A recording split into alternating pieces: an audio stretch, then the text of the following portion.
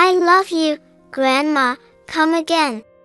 As I remembered these words from my granddaughter, I decided to call my son and his wife's house. However, when John answered the phone, I could hear Emily yelling in the background, sounding very upset. Enough already. Tell her not to come. I don't care about your mom. Just tell her to give us money instead of coming, money. As a mother-in-law, it's not unusual to feel avoided, but this aggression was certainly not normal. I was terribly confused. The mysteries only deepen, leaving me wondering what exactly is going on. Save Dad before me. When rescued, Anna's voice was hoarse, her body still trembling. Yet, she desperately cared for John. It amazed me how such a small body could hold so much courage and love. Calm down, me. I must save Anna and John. I must respond to this call, I told myself as I stood up, encouraged. I'll save them, whatever it takes. After all, the fate of these two dear people is entrusted to me. I am Catherine Smith, aged 64. Currently, I live alone in an apartment. I'm a former single mom. I worked until I was 60 and raised John on my own. Eventually, as he grew up and moved out for school, he became independent. Now, I work part-time 3 days a week, living a comfortable life. The happy news came about 7 years ago. John said he was getting married, and the bride was a beautiful woman, 9 years his junior. John was 30 at the time. Being 9 years younger, the young lady was 21. Her name is Emily. They met through a mutual friend and hit it off immediately. We grew up just with my mom and sister after our parents split up early, so I really understand how John values his mother. Emily said with a radiant smile. Of course, I was all for their marriage and wholeheartedly blessed their union. Actually, Emily is already pregnant. Being surprised by the shy smiles of the young couple is now a cherished memory. Soon, my adorable granddaughter Anna was born. Their house is a 20-minute drive from mine. When Anna was younger, I often looked after her, and those were days filled with even more joy. I never imagined that such a shocking event would follow. My happy life came to an abrupt end. As soon as Anna started elementary school, all contact ceased. They must be busy. Maybe Emily started a job. I thought, trying to console myself. They say no news is good news, and if they didn't need me, I would be happy for them. Emily's parents lived farther away than I did, so I thought they might rely on me again if needed. Indeed, until last year, I was often called over to babysit Anna. I love you, Grandma, come again. I remember Anna always saying that and waving until she couldn't see me anymore. My desire to see her again grew. However, even as a grandmother, I shouldn't meet her without her parents' permission. Besides, if they didn't need help, I should be able to see her during summer or winter breaks. I decided to wait patiently for them to contact me. But when summer actually came, my expectations were dashed. Weeks passed without a visit or even a phone call. Maybe I should just go visit? I thought to myself, and decided to call John in the evening. I intended to check their availability first, since dropping by unannounced would be rude. I plan to visit during a holiday when it's convenient for them. To avoid being a nuisance, I should probably leave after an hour or two. As I listened to the phone ring, I wondered what I should bring as a gift. But the response from John on the phone was unexpected. Emily says it would be troublesome.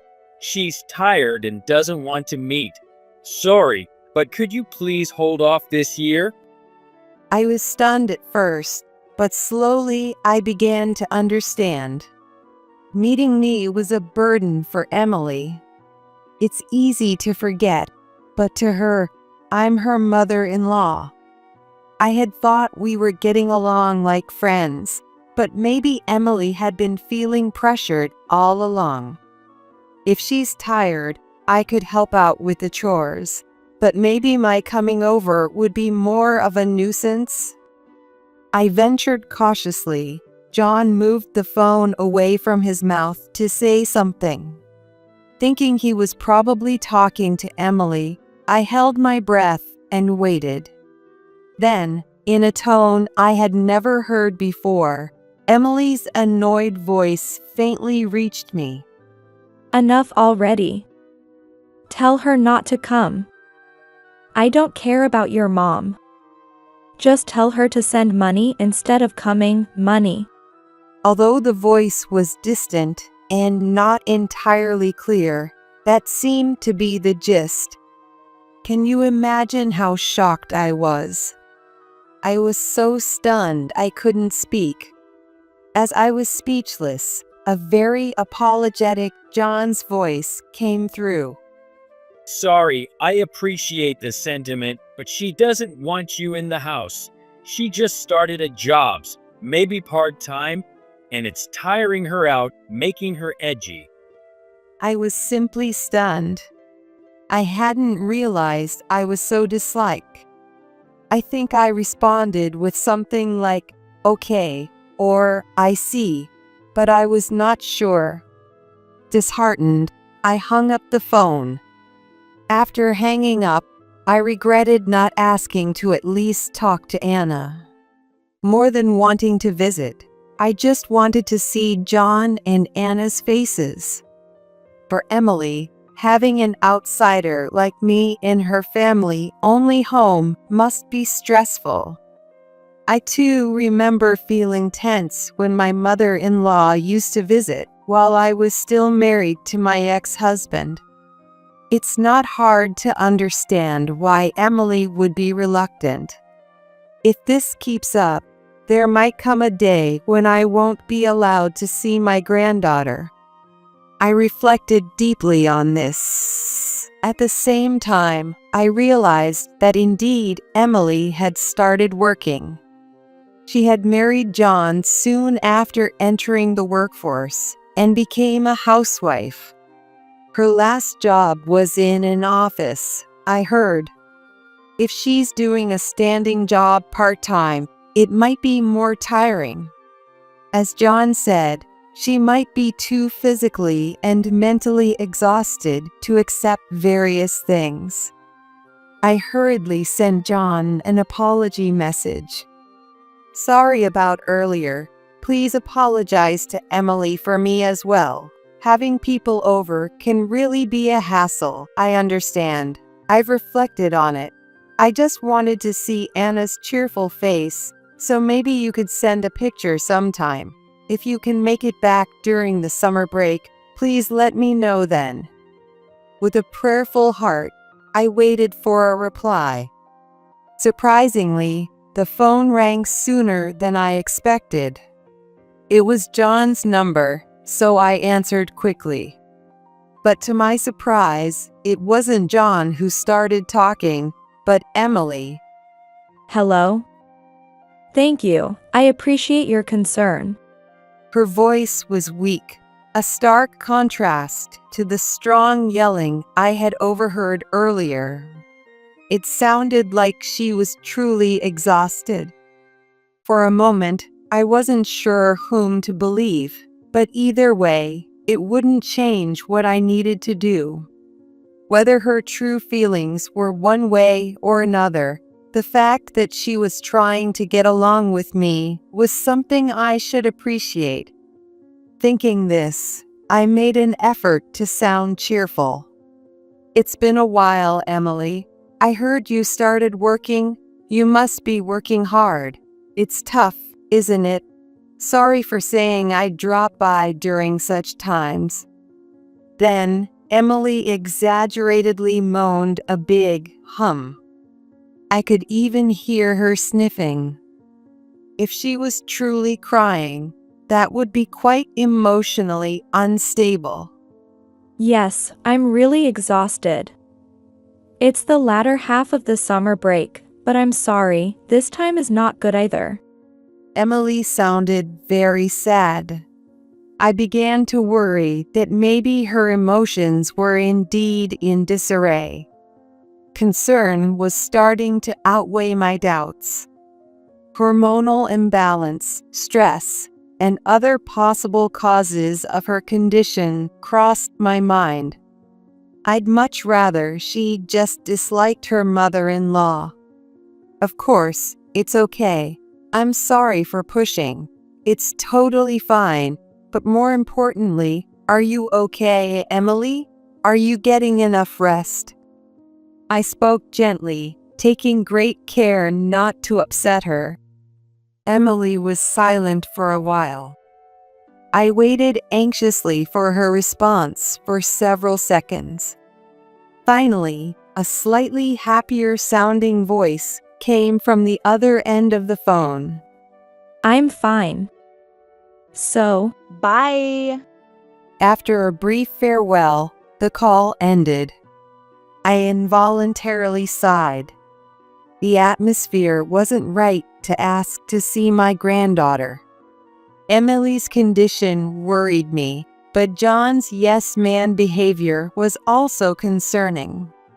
I wondered if this was just how young couples are these days, but no clear answers came. With a lingering sense of unease, I resigned myself to the situation. About 30 minutes after the call, I received a message from John. It reads, "Can we meet during tomorrow's lunch break?" Since I was off the next day, I quickly replied, "Okay."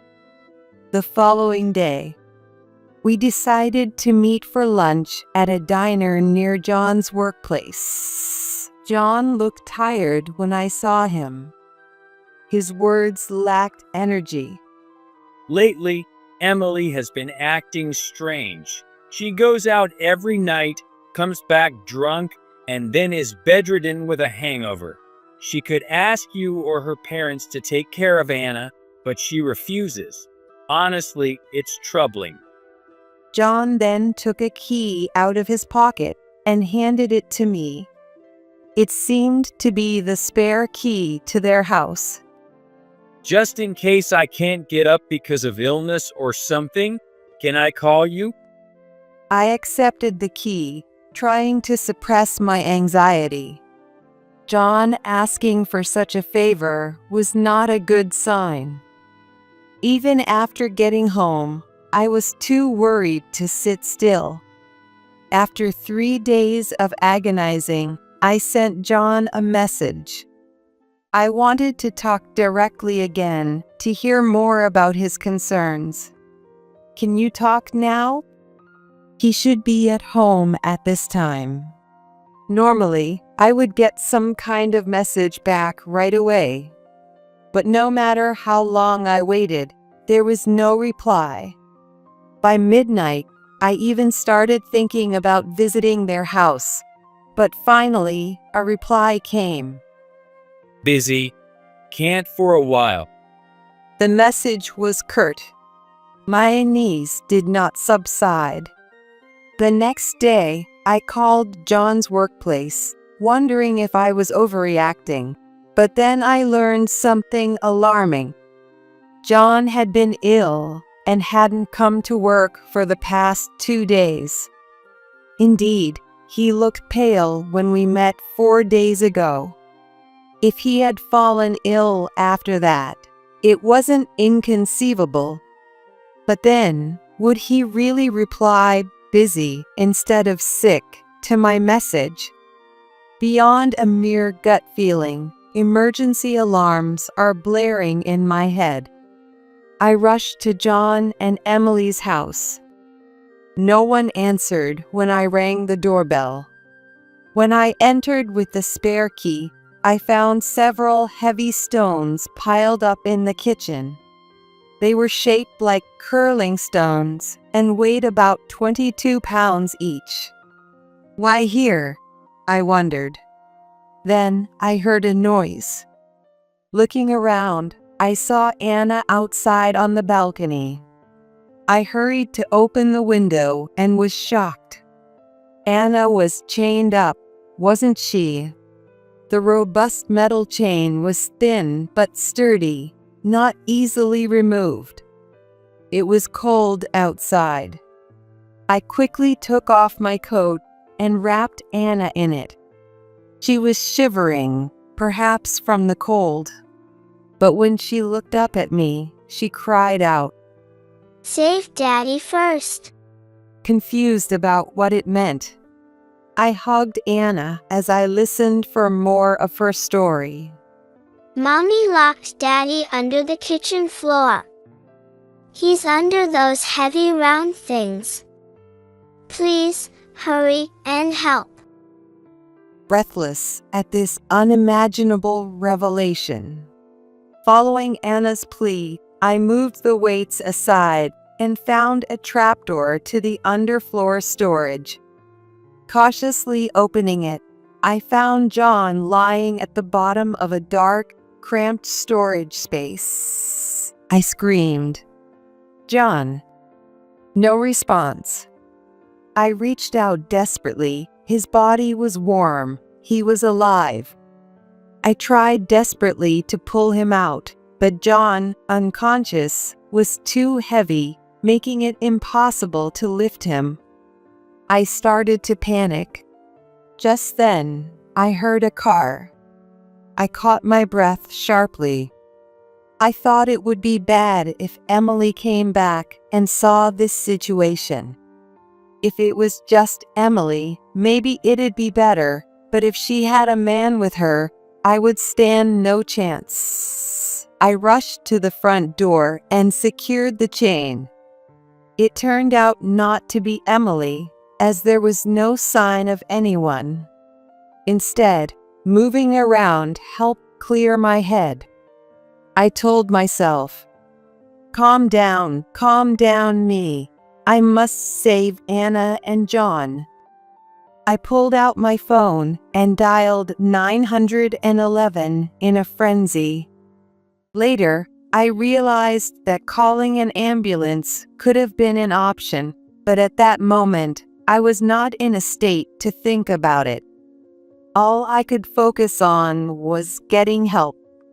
My son is unresponsive under the floor, and my granddaughter is chained up, unable to free herself. She says her mom did this, and my son's wife is not home. Please help now.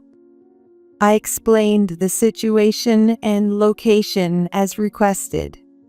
The operator's voice was tense. They promised to come quickly, and I repeatedly pleaded for haste. I wasn't sure how long Emily had been gone or where she might be.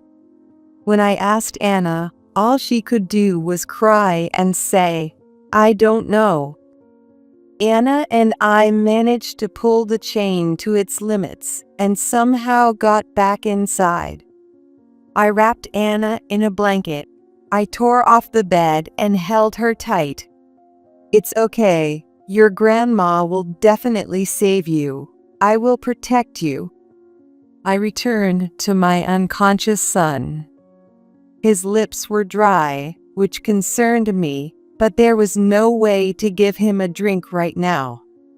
He was breathing. I couldn't understand why he wouldn't open his eyes. I was desperately praying for the police or paramedics to arrive quickly, when suddenly, I heard rattling at the front door. Startled, I jumped up. Though I hadn't noticed any car sound, Emily had returned. It seems I hadn't heard her because I was absorbed in my actions. Trembling, I returned to Anna and hugged her tightly. Anna was crying more than I was, clearly terrified. She seemed to be struggling to keep quiet, a sure sign of her fear. What the hell is this? Emily shouted as she tried several times to force the door open with great force. It sounded as if she were kicking the door. Perhaps she saw my shoes through the small gap the chain allowed and yelled even louder. Are you kidding me, old woman? Did you have a key? I'll smash you too. Emily banged on the door repeatedly. The chain looked like it might break, and pale-faced, I was prepared to fight. I quietly moved away from Anna, heading to the kitchen. Looking for something to use as a weapon, I found a frying pan.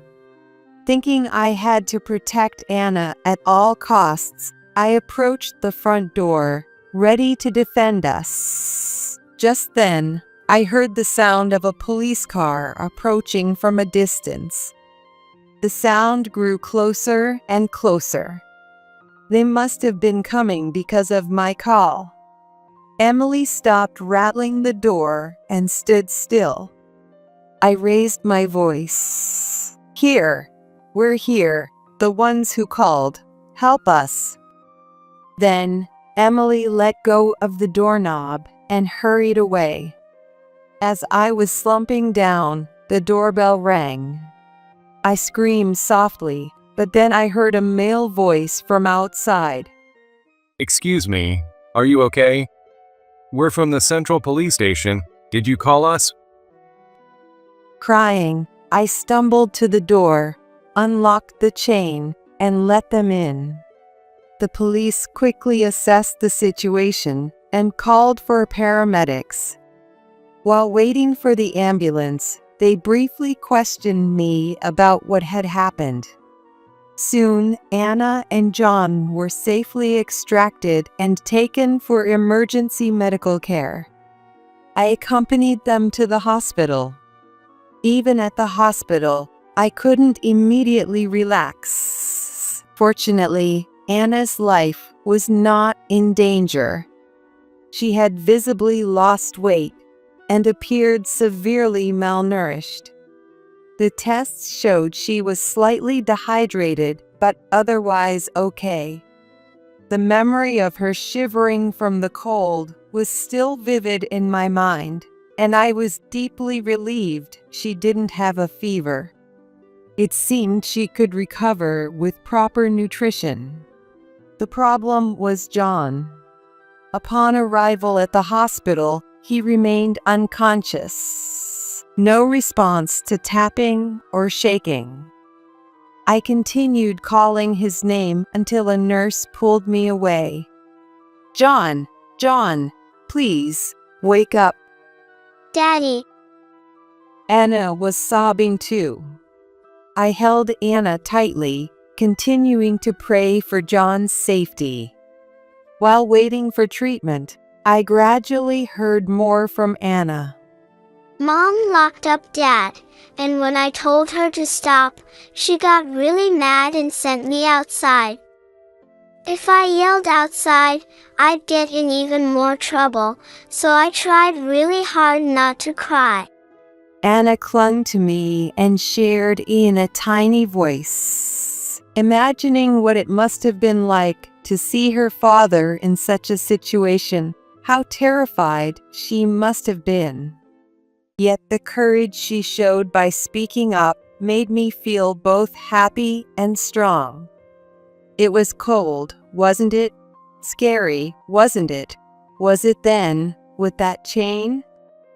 I remembered the chain that had been used to tie Anna. The cold chain against her bare skin. It was truly pitiful. But why was there a chain there at all? Yes, but even when Dad wasn't around, I was sometimes chained up before. Mom would say I'm in the way, to stop running around, and she'd chain me up. It's been like that since I was much smaller. I shuddered.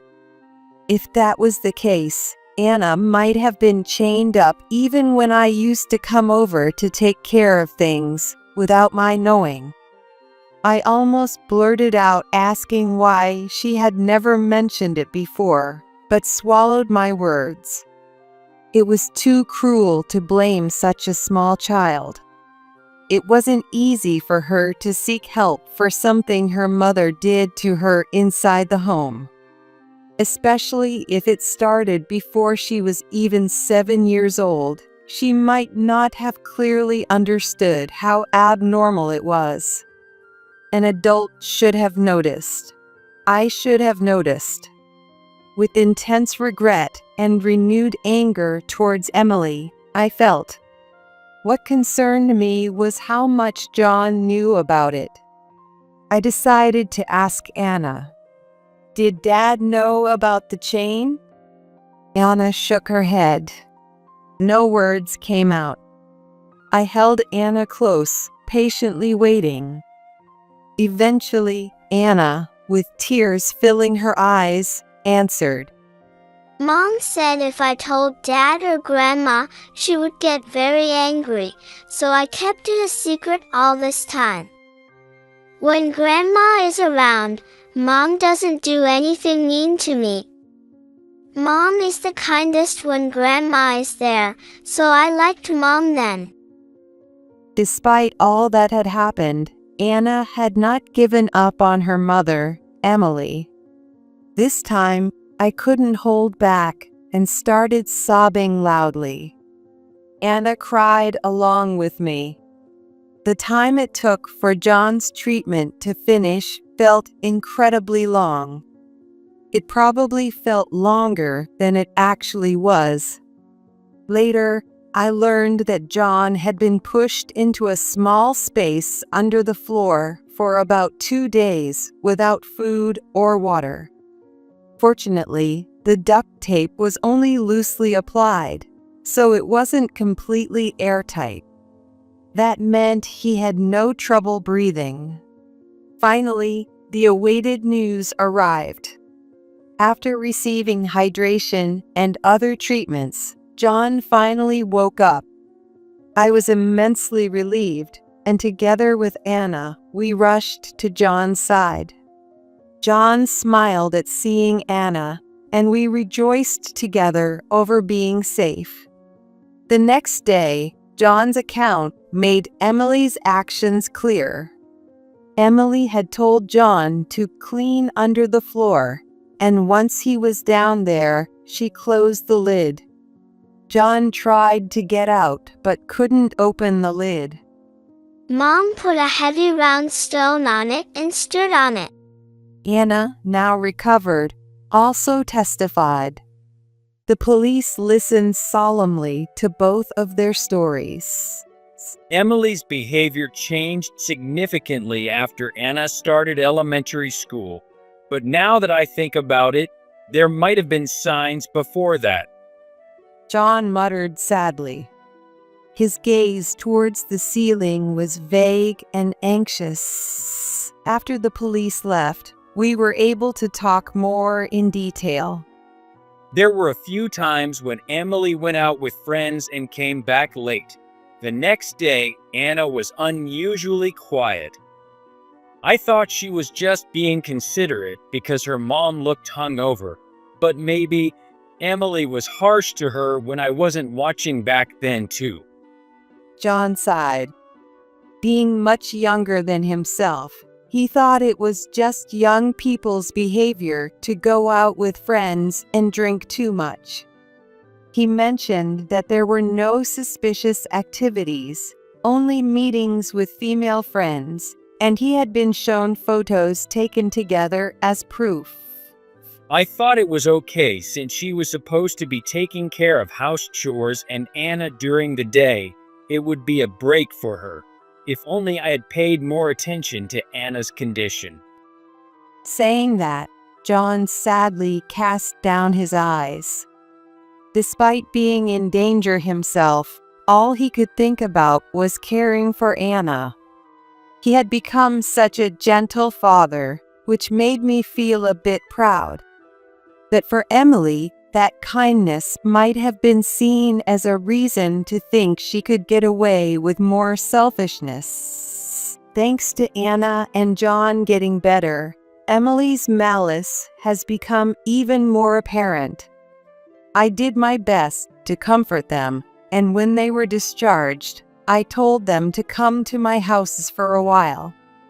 I thought there was no need for them to return to a place that had been searched by the police and where they had unpleasant memories. They nodded and thanked me. The police, of course, began searching for Emily on suspicion of arrest and confinement.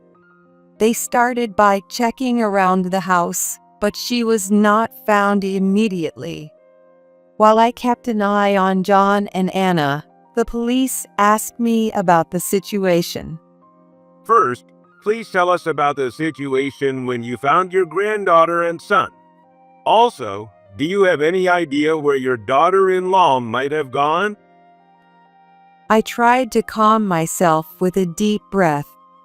John, still looking exhausted, and Anna, still showing signs of emotional hurt.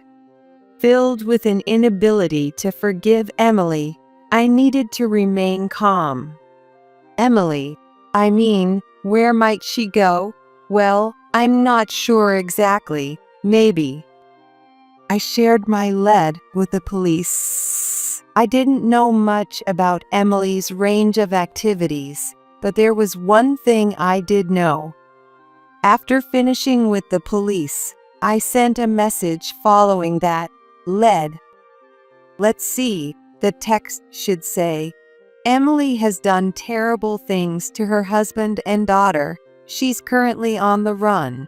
Luckily, both are safe, but were hospitalized, so the police are involved. If you see Emily, please contact me or the police. Is this okay? My message received many responses. Mostly shocked faces and pale character stamps. There was also a strong, got it, dog stamp. Since they're all young women, the responses on the messaging app were lively. But my lead was just this one place. If she had gone to someone I didn't know, there would be nothing I could do. I waited for news with a prayerful heart. The very next day, Emily was arrested. After fleeing, she crashed at one of her friends' homes. Just the outcome I had hoped for. Had our usual conduct been good, I wondered privately with joy. I just came over to hang out. Let me stay. Had a fight with my husband. Got bullied by my mother-in-law, but John didn't stand up for me. That's how Emily brazenly spoke, according to her friend. Had I not sent the message beforehand, her friend would have believed her. I'm glad I sent the message. It just so happened to be at a friend's house who also knows me. The recipients of my message about the incident were Emily's close friends. Let me reveal why I knew these people's contacts. Actually, I'm quite good at socializing. At the wedding, I easily approached Emily's friends, young ladies, and exchanged contact information. Without Emily realizing, I became acquainted with her friends. Now, I am quite friendly with several of them on SNS. Whether Emily knew it or not, or even if she did, she probably didn't care. Being able to get ahead and spread the word was a key to victory. An alert was quickly circulated among Emily's friends. My story was believed quickly, perhaps because there was a slight belief among them that Emily could do something like this. Neither John nor I had noticed, but it seems Emily originally had a terribly selfish and scary side. Emily was arrested while cursing foully and complaining incessantly.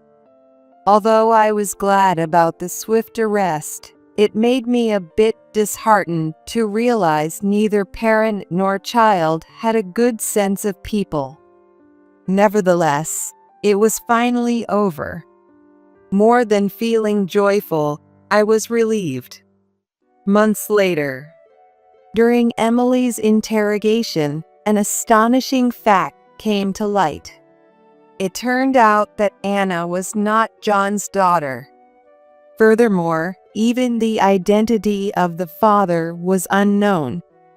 Before marrying John, Emily had led a reckless, flirtatious life. She would party late into the night, enjoying one-night stands.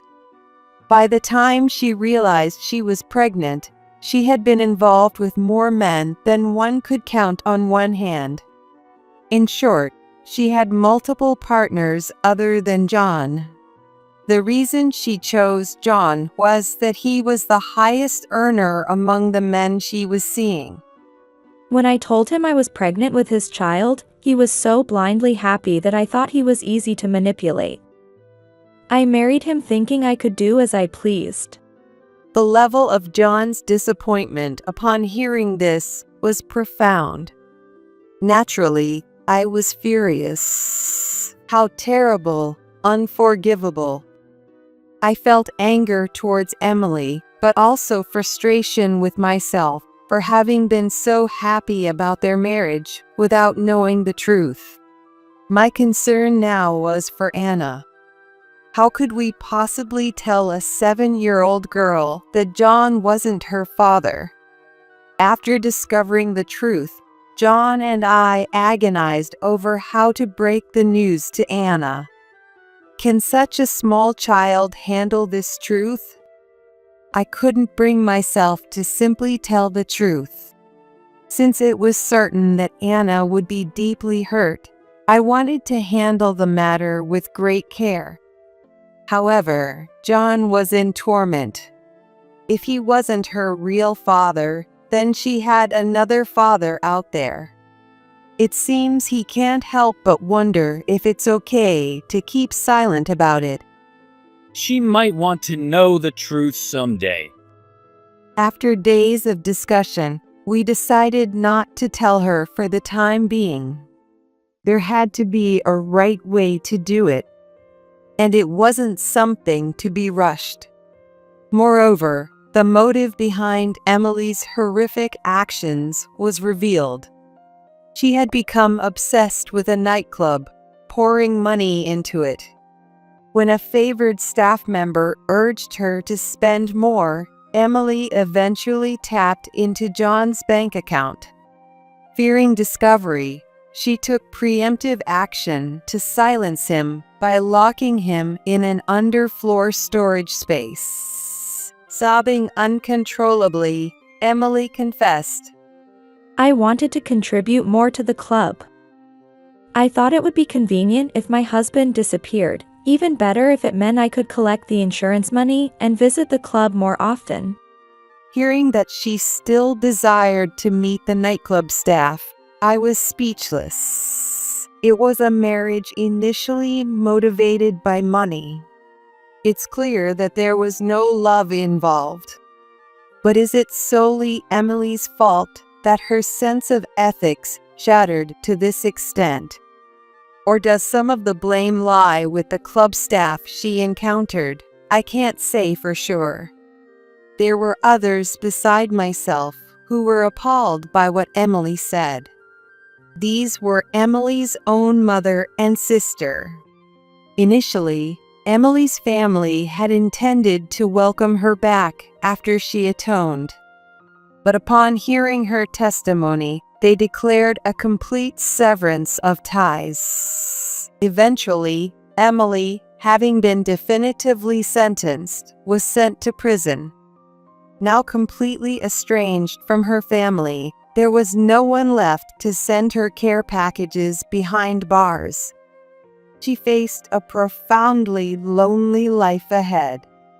Now, knowing Anna wasn't biologically related raised new concerns for me. I fear that John might grow to dislike Anna because she isn't his real daughter. The shock hit me hard too. It's incredibly sad to realize she isn't my biological granddaughter. Yet, memories of delightful times with sweet Anna keep flashing through my mind. I anxiously awaited John's response. For 7 years, I've raised Anna without a doubt. More than fearing I might never wake up while I was trapped, I feared not being able to protect Anna. I intend to continue raising her as my precious daughter, John declared in a calm but resolute voice. I felt a wave of relief. 10 years have passed since that incident. Afterward, John, Anna, and I began living together. That means we've been living as a trio for 10 years. Looking back, it seems like it all went by in a flash, feeling more like just 2 or 3 years rather than a decade. While John and I haven't changed much as adults, it's Anna's growth that truly marks the passage of time. Both were deeply scarred physically and emotionally because of Emily's actions. However, they gradually recovered, fueled by the loving meals I prepared. John has since expressed no interest in remarrying. A perfectly understandable sentiment.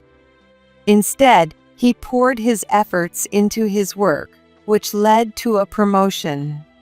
Thankfully, this has allowed all of us living together to enjoy a more prosperous life. Apart from his luck with women, John has really turned out to be a fine son.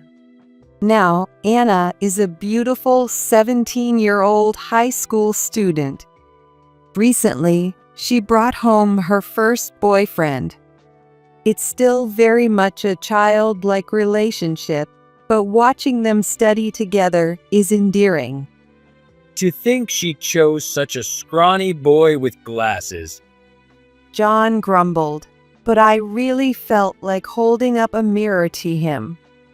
Because that earnest, slightly timid boy is a spitting image of John when he was younger. Blood ties or not, Anna is undoubtedly John's daughter. Our family of 3 lives happily today. I look forward to continuing this joyful life together with John and Anna.